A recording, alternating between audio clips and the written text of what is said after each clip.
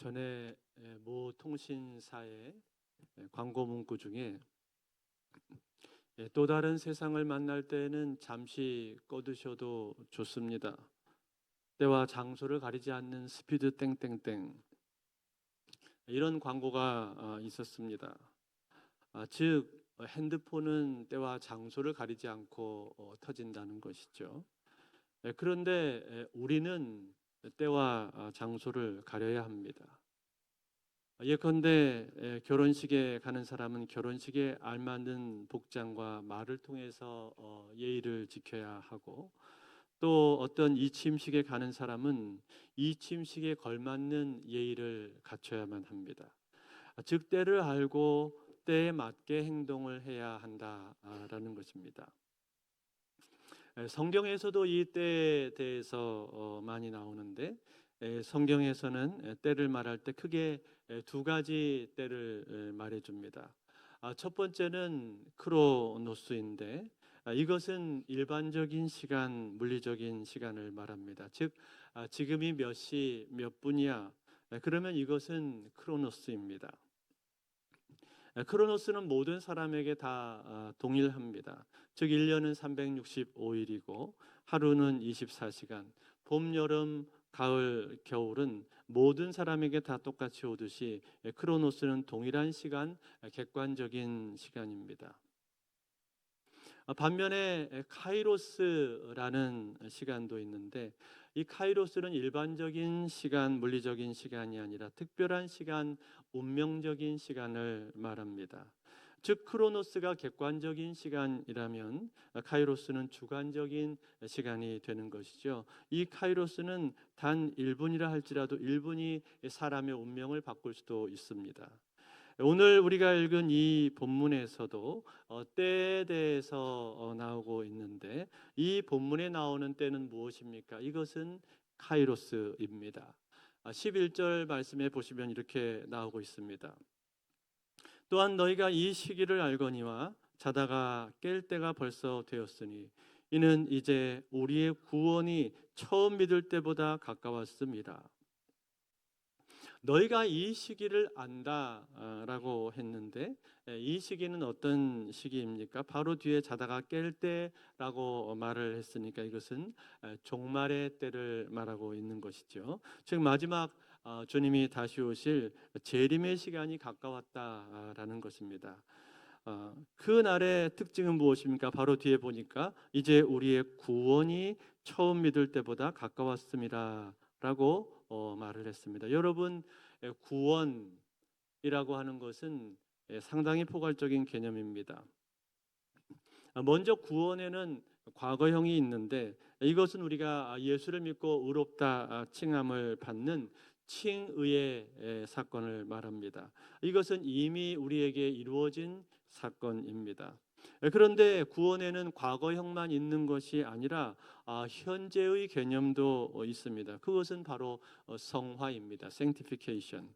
빌립보서 2장 12절에 보시면 이렇게 말씀했는데, 그러므로 나의 사랑하는 자들아, 너희가 나 있을 때뿐 아니라 더욱 지금 나 없을 때에도 항상 복종하여 두렵고 떨림으로 너희 구원을 이루라. 두렵고 떨림으로 너희 구원을 이루라. 이때 말하는 구원이 무엇입니까? 이게 바로 성화입니다. 즉 그리스도를 닮아가는 것입니다. 이것은 우리가 살아있는 동안에 계속 해야 하는 일인 것이고, 그리고 계속 이루어져 가게 될 일입니다. 그리고 마지막 구원의 미래적인 단계가 있는데, 그것은 바로 글로리피케이션, 영화입니다. 이것은 우리가 완전히 변화되어서 그리스도처럼 죄 없는 상태로 바뀌는 것을 말합니다. 즉 완전한 거룩한 성도가 되는 것입니다. 이것은 언제 이루어지게 될까요? 마지막 주님께서 다시 오실 그날에 이루어지게 되는 것입니다. 이처럼 구원이라고 하는 것은 포괄적인 개념인데, 여기 11절에서 우리 구원이 처음 믿을 때보다 더 가까웠습니다 라고 말을 했다면, 여기 나오는 이 구원은 무엇을 말을 하는 것입니까? 무엇입니까? 이것은 영화를 말해주고 있는 거예요. 즉 우리의 구원이 완성되게 될 그날이 우리에게 다가오고 있다라는 것입니다. 사도 바울은 지금 이것을 알고 느끼고 있는 것입니다. 그래서 때라고 하는 이 단어를 여기서 세 번에 걸쳐서 사용을 하면서 카이로스의 때가 점점 다가오고 있다라는 것을 우리에게 알려주고 있는 것입니다. 그렇다면 여러분, 그 때가 점점 다가오는 것을 보면서 오늘날 우리는 어떻게 해야 됩니까? 우리가 해야 할 일은 무엇입니까? 그 다음 12절에 보면은 그것이 나오고 있는데 12절에 이렇게 되어 있습니다. 밤이 깊고 낮이 가까웠으니 그러므로 우리가 어둠의 일을 벗고 빛의 갑옷을 입자. 자, 여기 보니까 그날이 가까이 올 때 특징이 있는데 그것이 무엇입니까? 밤이 깊고 그렇게 말을 했죠. 밤이 점점 깊어간다라는 겁니다. 여러분, 밤이 깊어간다라는 말이 무슨 뜻입니까? 이것은 죄악이 깊어간다 그런 뜻이죠.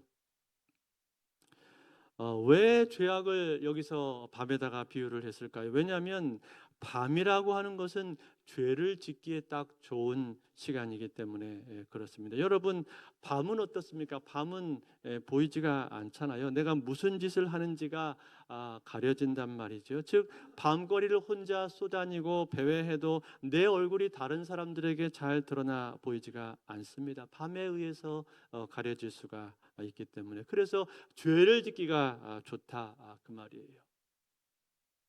물론 여러분, 이 밤이라고 하는 것이 항상 부정적인 의미만 있는 것은 아닙니다. 긍정적인 내용도 있습니다. 모닥불 피워놓고 마주 앉아서 우리들의 이야기는 끝이 없어라, 이런 노래 가사처럼 밤만이 주는 특별한 로맨틱한 분위기도 있단 말이죠. 또 제가 중고등학교 시절에는 한참 별밤이 유행을 했었는데, 별이 빛나는 밤에 그 라디오 프로그램에 DJ 이문세 씨가 나와가지고 수많은 젊은이들의 마음을 위로해주고 공감을 불러일으켰던 그 프로그램도 밤에 진행이 되었습니다. 별이 반짝반짝 빛나는 밤이 있었기 때문에 그것이 가능한 일이었고, 이처럼 밤이 우리에게 주는 특별한 느낌과 또 유익이 있다는 말입니다. 그러나 그런 것들을 제외하고는 대부분의 경우에는 밤에 이루어지는 일들은 대부분 다 방탕하고 문란하고 부정적이고 부끄러운 일들이 많습니다. 즉 낮에 하기에는 차마 부끄러워서 하지 못하는 일들을 밤을 틈타서, 어둠을 틈타서 사람들이 행한다라는 거예요. 그것이 바로 밤이기 때문에 오늘 사도 바울은 이 죄를 밤에다가 비유를 하고 있는 것입니다. 그러면서 밤에 이루어지는 일들이 과연 어떤 일들이 이루어지게 되는가 하는 것을 말씀해 주었는데, 그게 무엇입니까? 바로 다음 절에 나오고 있는 내용입니다. 13절에 나오는데 13절을 우리 같이 볼까요? 같이 읽겠습니다. 시작. 낮에와 같이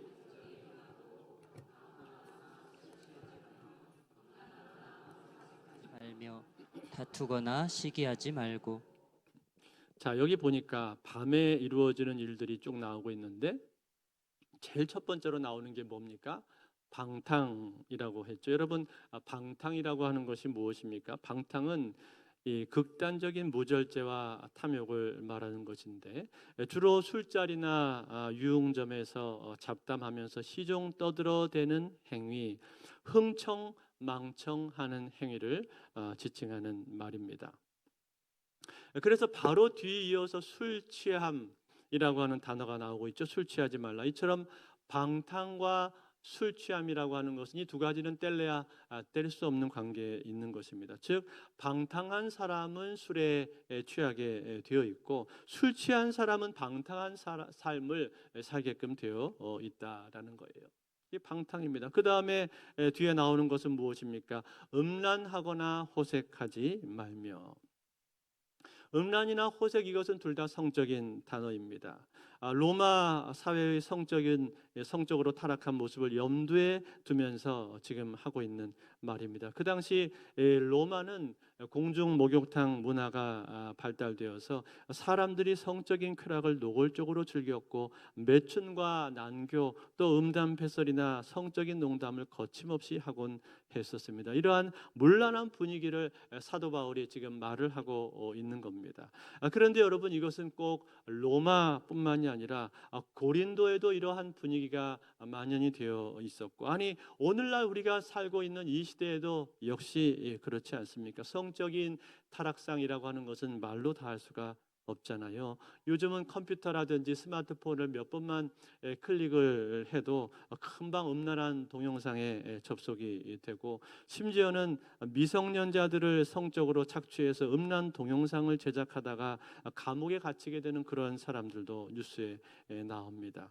뿐만 아니라 이제는 동성애가 만연되다 못해서 동성애를 합법화해서 법적으로 보장시키려는 이러한 시도들까지 계속되는 그러한 시대에 우리가 살고 있는 것입니다. 그러니 얼마나 성적으로 타락하고 문란한 시대입니까? 이 타락의 극에 달한 시대에 살고 있는 거지요.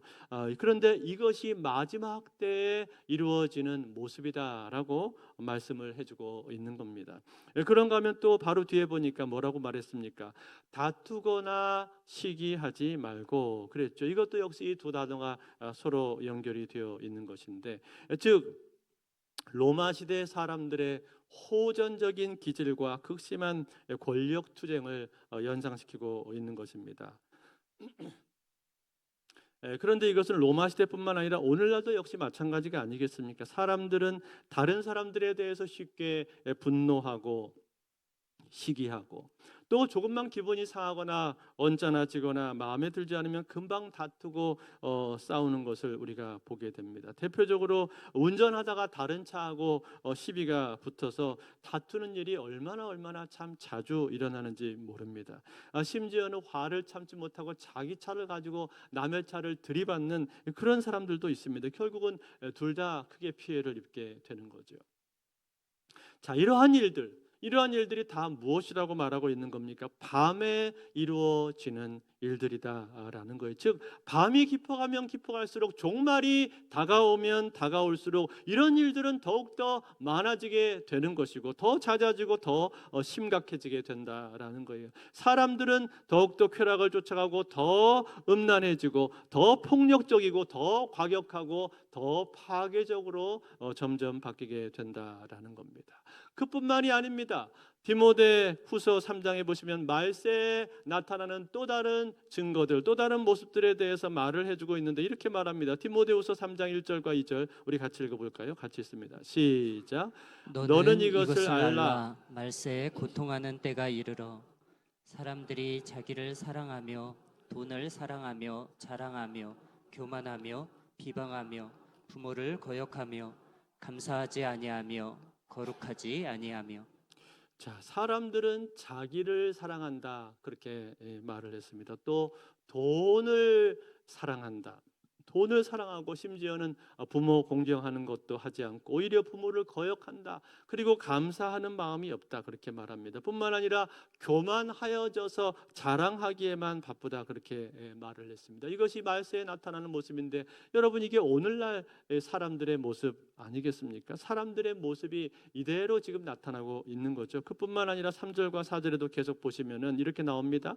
무정하여 원통함을 풀지 아니하며 모함하며 절제하지 못하며 사나우며 선한 것을 좋아하지 아니하며 배신하며 조급하며 자만하며 쾌락을 사랑하기를 하나님 사랑하는 것보다 더하며. 뭐라고 했어요? 무정하고 절제가 없다. 그리고 사납기가 이를 데가 없고 또 조급하고 무엇보다 쾌락만을 쫓아가는 이러한 모습들, 이것이 바로 말세의 모습인데, 오늘날 우리 시대에 우리가 살아가는 이 시대의 사람들하고 별반 다를 바가 없잖아요. 거의 비슷하지 않습니까? 이러한 모습들이 사회에 만연되어서 나타나게 되면 그때가 언제라고 말하는 거예요? 그때가 말세라고 말을 하고 있는 거예요. 밤이 깊어가는 때 말세다라고 우리에게 말씀해주고 있는 거예요. 그러므로 그렇게 밤이 깊어가는 때가 되면은 너희들은 어떻게 하라고 말을 해주고 있습니까? 오늘 성경에서 권면해주고 있는 말씀이 12절에 나왔는데 다시 한번 읽겠습니다. 12절 시작. 시작. 밤이 깊고 낮이 가까웠으니 그러므로 우리가 어둠의 일을 벗고 빛의 갑옷을 입자. 밤이 깊어가면 깊어갈수록 어떻게 하라고 말을 하고 있어요? 어둠의 일을 벗고 빛의 갑옷을 입자, 그렇게 말을 했습니다. 여러분, 빛의 갑옷을 입는다라는 이 말이 무슨 뜻입니까? 이것은 로마 군인들의 복장을 염두에 두고 하는 말인데, 즉 로마 군인들은 갑옷을 입었는데 그들이 갑옷을 입는다는 것은 뭘 뜻하는 거예요? 무엇을 하기 위해서 그들이 갑옷을 입는 겁니까? 전투를 하기 위해서 갑옷을 입는 거죠. 즉 그렇게 전투를 하는 군인들처럼 이것이 영적인 싸움이다라는 사실을 분명히 알고 영적인 전투에 임하는 그러한 마음을 가지라고 우리에게 말씀해주고 있는 거예요. 사도 바울은 이미 에베소서에서 영적인 전투에 대해서 말씀을 하신 적이 있습니다. 에베소서 6장 12절에 보니까 우리의 씨름은 혈과 육을 상대하는 것이 아니요 통치자들과 권세자들과 이 어둠의 세상 주관자들과 하늘에 있는 악의 영들을 상대함이라. 아멘. 하늘에 있는 악의 영들에 대항한 싸움이다라는 거예요. 즉 이것은 눈에 보이는 싸움이 아니라 보이지 않는 영적인 싸움이다라는 거예요. 그래서 사탄은 끊임없이 사람들의 마음을, 사람들의 눈을 가려서 하나님을 믿지 못하게 만들고 있는 것이고, 하나님보다는 이 세상의 것들, 이 세상의 쾌락과 육신적인 정욕과 육신의 안위만을 쫓아가도록 그렇게 만들고 있다는 거예요. 이러한 악의 세력에 대해서 치열한 영적인 싸움, 영적인 전쟁이 있다라는 겁니다. 그 영적인 전쟁을 싸울 각오를 하고 있어야 한다라고 말씀해주고 있는 거예요. 이것이 갑옷을 입는 모습이다라는 거예요. 그런데 여러분, 그 갑옷에 대해서 말씀을 해주면서 그 갑옷이 어떤 갑옷이라고 했습니까? 빛의 갑옷이다 그랬죠. 여러분, 빛과 어두움이 싸우면은 누가 이길까요? 당연히 빛이 이깁니다. 빛이 이겨요. 왜 그렇습니까? 빛이 임하면 어둠은 자동으로 사라지게 되어 있는 거죠. 아무리 칠흑같이 캄캄한 밤이라 할지라도 해가 떠오르게 되면 해가 떠오르는 순간 어둠은 물러가게 되어 있는 것입니다. 방 안이 캄캄해서 아무것도 보이지 않는다 할지라도 일단 전기불을 탁 켜면은 어둠은 자동으로 사라지게 되는 거예요. 이처럼 어둠은 빛을 입을 수가 없는 것이고 결국은 빛이 반드시 승리하게 된다라는 거예요. 사랑하는 성도 여러분, 이 빛이 누굽니까? 빛이 누구를 상징해주고 있는 거예요? 바로 예수 그리스도를 상징해주고 있는 겁니다. 예수님께서 나는 세상의 빛이라 말씀하셨던 것처럼 그 말씀 그대로 예수 그리스도가 빛이란 말이에요. 때문에 빛의 갑옷을 입는다라는 이 말을 다른 말로 바꿔서 말을 하자면은 예수 그리스도로 옷 입는다, 그렇게 말을 할 수가 있는 거예요. 그래서 오늘 우리가 읽은 성경 본문의 맨 마지막 구절 14절이 나오게 되는 거예요. 14절을 같이 읽어볼까요? 같이 읽겠습니다. 시작. 오직 주 예수 그리스도로 옷 입고 정욕을 위하여 육신의 일을 도모하지 말라. 자, 무슨 옷을 입으라고요? 주 예수 그리스도의 옷을 입으라, 그렇게 말씀을 해주고 있는 겁니다. 사랑하는 성도 여러분, 이 예수 그리스도로 옷을 입으라 그렇게 말씀해주고 있는데 예수 그리스도로 옷 입으라, 이 말씀이 도대체 무슨 뜻입니까? 이 말씀에는 크게 두 가지 의미가 있습니다. 첫 번째로 예수 그리스도로 옷을 입으라, 이 말은 예수 그리스도와 연합하라, 그런 뜻입니다. 뭐라고요? 예수 그리스도와 연합하라. 즉 우리가 마치 세례를 받을 때 내가 그리스도와 함께 십자가에 죽었고 다시 살아났습니다 라고 그렇게 고백을 하는 것과 같이 그렇게 그리스도와 연합하라라는 겁니다. 그래서 그리스도가 내 안에 계시기 때문에 그 예수 그리스도와 연합함으로 말미암아 그리스도를 점점 닮아가게 되는 거예요. 다시 말해서 그리스도를 닮은 거룩한 인격, 거룩한 성품으로 변화되어 가는 겁니다. 여러분, 이 거룩한 성품의 특징은 무엇일까요? 그것은 어둠을 싫어한다라는 겁니다. 과거에는 어두움 가운데 행했었던 여러 가지 일들에 대해서 이제는 그것을 부끄러워하고 그것을 싫어하고 미워하고 혐오한다는 거예요. 그것을 밖으로 밀어내려고 한다는 거예요. 즉 온갖 탐욕과 불의와 우상 숭배, 거짓과 정욕과 속임수와 교만과 음란과 쾌락을 쫓아가는 마음 등등 이러한 모든 것들에 대해서 이제는 그것이 싫고 그것을 미워하는 거예요. 그리고 밖으로 밀어내는 겁니다. 그리고 그 자리에, 그 대신에 그 자리를 무엇으로 채우는 겁니까?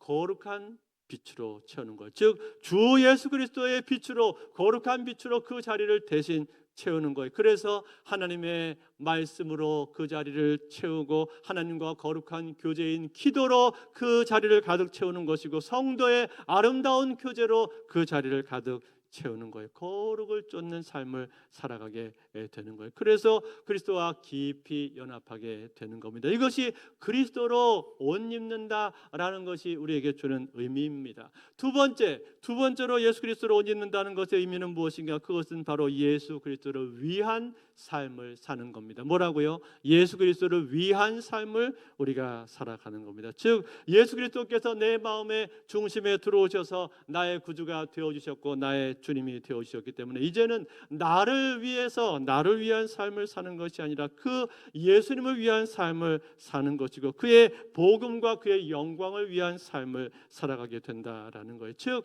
우리의 인생의 목적이 바뀌는 거예요. 우리의 인생이 가던 방향이 바뀌어지게 되는 겁니다. 과거에는 어떻게 갔습니까? 과거에는 내가 추구하는 방향이 나를 즐겁게 하고 나의 명예를 높이고 내 욕구와 나의 뜻을 실현하는 것이 내가 추구하는 방향이자 목적이었다면, 그러나 이제는 그것이 아니라 내가 아니라 하나님을 기쁘시게 하고 그리고 하나님의 뜻이 무엇인지를 분별하여서 그 뜻을 찾아서 순종하기를 원하고 그리고 그것으로 말미암아서 하나님께 영광을 돌리는 삶으로 내 가던 방향이 바뀌게 된다는 것, 인생의 목적이 바뀌게 된다라는 겁니다. 이것이 바로 예수 그리스도로 옷 입는 삶의 모습인 거예요. 그런데 여러분, 이 예수 그리스도의 옷 입는 것에 대해서 말을 하면서 예수 그리스도로 옷 입는 것을 우리가 언제 해야 된다라고 말하고 있습니까? 오늘 사도 바울이 말세에 그렇게 하라고 말하고 있어요. 즉 말세가 다가올수록, 말세가 가까이 다가옴을 볼수록 너희들은 예수 그리스도의 옷을 입어야 된다라고 말하고 있는 겁니다. 사랑하는 성도 여러분, 그렇다면 이 말세는 언제입니까? 사도 바울은 이미 말세가 되었다고 우리에게 선언해 주면서 깰 때라 밤이 깊었다 이렇게 말을 했는데, 어떤 분들은 사도 바울의 이 말씀을 보면서 이렇게 얘기하는 분들이 있습니다. 그런데 말세가 오지 않고 있지 않냐, 종말이 아직 안 온 것 아니냐, 그러면서 사도 바울의 말은 사실이 아니다, 그렇게 말을 하는 사람들이 있는데 여러분 어떻게 생각을 하십니까? 여러분, 말세라고 하는 것이 무엇입니까? 말세는 한글로 풀어서 말하면 세상 끝입니다. 세상 끝. 그런데 여러분, 신약 시대의 사도들은요, 자신이 살고 있는 그 시대가 분명한 말세라고 그들은 믿고 있었습니다. 그래서 사도 베드로는 말을 하기를, 베드로전서 4장 7절에 이렇게 말했습니다. 만물의 마지막이 가까이 왔으니 그러므로 너희는 정신을 차리고 근신하여 기도하라. 만물의 마지막이 이미 가까이 왔다, 그렇게 말을 했단 말이에요. 즉 말세가 되었다고 말한 거예요. 또 예수님께서 당신의 공생의 사역을 시작하실 때 마가복음 1장 15절에서 뭐라고 선포하셨는가 하니, 이르시되 때가 찼고 하나님의 나라가 가까이 왔으니 회개하고 복음을 믿으라 하시더라. 때가 찼다 그렇게 말씀했어요. 때가 찼다는 말은 말세가 되었다라는 뜻인데, 그때 하나님의 나라가 가까이 왔다고 말을 했습니다. 여러분, 이 하나님의 나라 언제 임하는 거예요? 예수 그리스도께서 처음 오시는 초림 때 하나님의 나라가 임하게 되는 것이고, 그리고 예수님이 다시 오시는 그 재림 때 하나님의 나라는 완성된다고 말했습니다. 그런데 말세에 하나님의 나라가 임한다고 했으니까 예수님께서 오신 것이 말세가 임한 증거다, 바로 그 말이죠. 그래서 히브리서 9장 26절에 보시면 이렇게 말씀하고 있습니다. 그리하면 그가 세상을 창조할 때까지 자주 고난을 받았어야 할 것이로되 이제 자기를 단번에 제물로 드려 죄를 없이 하시려고 세상 끝에 나타나셨느니라. 아멘. 여러분, 예수님께서 언제 나타나셨다고 말하고 있어요? 세상 끝에 예수님이 나타나셨다 말하고 있어요. 즉 말세에 예수님이 오신 것이고, 예수님이 오신 것이 말세의 증거다라고 우리에게 말씀해주고 있는 거예요. 그러므로 여러분, 이 말세라고 하는 것이 무엇입니까? 예수님의 초림과 예수님의 다시 오심, 재림, 그 사이의 시간입니다. 예수님의 초림 때의 시작이, 초림과 함께 시작이 되어서 마지막 다시 오실 그 재림 때까지의 기간을 우리가 말세라고 말을 하는 거예요. 사도들은 이것을 분명히 알고 있었습니다. 그래서 말세 가운데 이루어질 가장 중요한 사건들이 무엇인가? 제일 첫 번째 사건은 예수님께서 오셔서 십자가에 죽으시고 부활하신 사건이고, 두 번째로 중요한 사건은 하나님께서 그를 높이 들려 올려서 하늘로 승천하게 하신 사건이고, 그리고 세 번째로 중요한 사건은 오순절날 성령 강림으로 말미암아 성령이 부어준 사건이다라고 말을 했습니다. 이 사건들이 가장 중요한 사건들인데, 그래서 사도 베드로는 성령 강림을 경험하고 나서 사람들에게 설교할 때 뭐라고 말했는가 하니, 사도행전 2장 17절에 이렇게 말합니다. 같이 읽습니다. 시작. 하나님이 말씀하시기를 말세에 내가 내 영을 모든 육체에 부어주리니 너희의 자녀들은 예언할 것이요 너희의 젊은이들은 환상을 보고 너희의 늙은이들은 꿈을 꾸리라. 자, 이렇게 말세에 일어날 가장 중요한 일을 말하면서 베드로가 뭘 얘기했어요? 성령을 부어주실 것이다, 그렇게 말했단 말이에요. 말세에 성령을 부어주실 것이다 라고 말씀하면서 요엘서에서 나왔던 그 예언의 말씀을 인용해서 그 예언이 지금 이루어지고 있는 거다라고 그들에게 선포를 한 겁니다. 그러므로 결국 무엇을 말해주고 있는 거예요? 우리가 살아가고 있는 이 시대, 오늘 이 시대가 바로 말세구나라는 것을 우리에게 말해주고 있는 거예요. 그렇다면 여러분, 이제 이 말세 유일하게 한 가지 남아있는 사건이 무엇입니까? 바로 예수님이 다시 오시는 사건입니다. 즉 예수님의 초림과 십자가의 죽음과 부활, 그리고 승천, 그리고 성령의 강림, 그 다음에 이루어질 마지막 한 가지 남은 가장 중요한 사건이 무엇입니까? 그게 바로 예수 그리스도의 다시 오실 사건이에요. 재림 사건입니다. 파루시아, 다시 오시게 될 그 재림 사건만 우리가 남겨놓고 있다라는 거예요. 따라서 여러분, 오늘날 이제 우리는 무엇을 바라보면서, 무엇을 기다리면서 살아야 하는 것입니까? 예수님께서 다시 오실 그 재림 파루시아를 우리는 바라보고 기다리며 살아야 할 줄로 믿습니다. 사랑하는 성도 여러분, 오늘 여러분들은 예수님의 다시 오실 것을 믿으십니까? 믿으십시오. 그 예수님이 재림하실 것을 기다리고 계십니까? 기다리십시오. 예수님 반드시 다시 오십니다. 여러분, 그것을 어떻게 알 수가 있냐고요?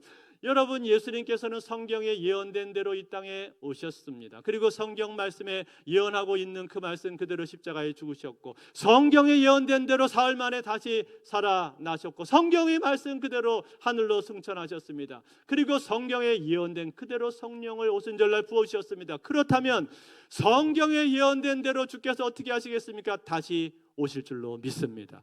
분명히 다시 오시게 된다는 말이에요.